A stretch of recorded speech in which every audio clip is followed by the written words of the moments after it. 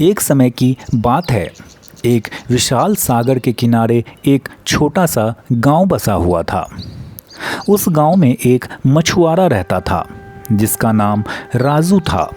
राजू बहुत मेहनती था और हर दिन सागर में मछलियां पकड़ने जाया करता था। एक दिन जब राजू मछलियां पकड़ रहा था, उसने अपने जाल में एक बड़ा सीप देखा। सीप बहुत ही चमकदार और सुंदर था।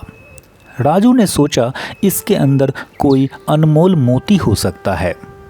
उसने बड़े ध्यान से सीप को खोला और उसकी आंखें चमक उठी क्योंकि अंदर एक बड़ा और चमकता हुआ मोती था। राजू ने सोचा इस मोती को बेचकर मैं बहुत सारे पैसे कमा सकता हूँ और फिर मुझे मछलियाँ पकड़ने की ज़रूरत नहीं पड़ेगी। वह मोती को लेकर घर लौट आया और सोचने लगा कि उसे कैसे बेचा जाए। राजू ने गांव के बुद्धिमान व्यक्ति पंडित जी से सलाह लेने का निर्णय किया। पंडित जी ने मोती को देखा और कहा, यह मोती बहुत अनमोल है, लेकिन इसे बेचने से पहले तुम्हें एक परीक्षा से गुजरना होगा। राजू बड़े हैरान हो गया। उसने पंडित जी से पूछा, कैसी परीक्षा पंडित जी? पंडित जी ने जवाब दिया, तुम्हें 3 दिन तक इस मोती को बिना किसी को बताए अपने पास रखना होगा। अगर तुम सफल हो गए तो यह मोती तुम्हारा होगा और तुम इसे बेच सकते हो। राजू ने यह चुनौती स्वीकार कर ली।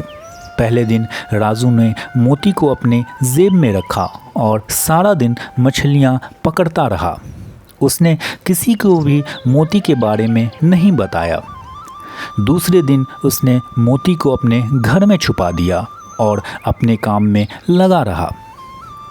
तीसरे दिन राजू के कुछ मित्र उसके घर आए। वे लोग बातचीत कर रहे थे कि एक मित्र की नज़र मोती पर पड़ी।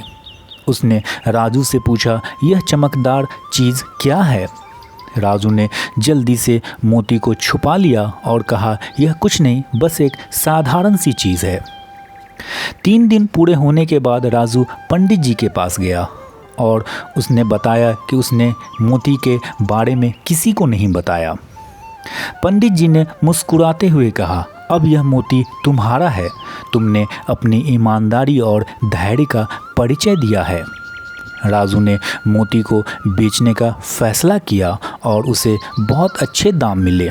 उसने उस पैसे से अपने गांव में एक स्कूल और एक अस्पताल बनाया, जिससे पूरा गांव को फ़ायदा हुआ। इसीलिए जीवन में ईमानदारी और धैर्य से बड़ा पुरस्कार प्राप्त किया जा सकता है।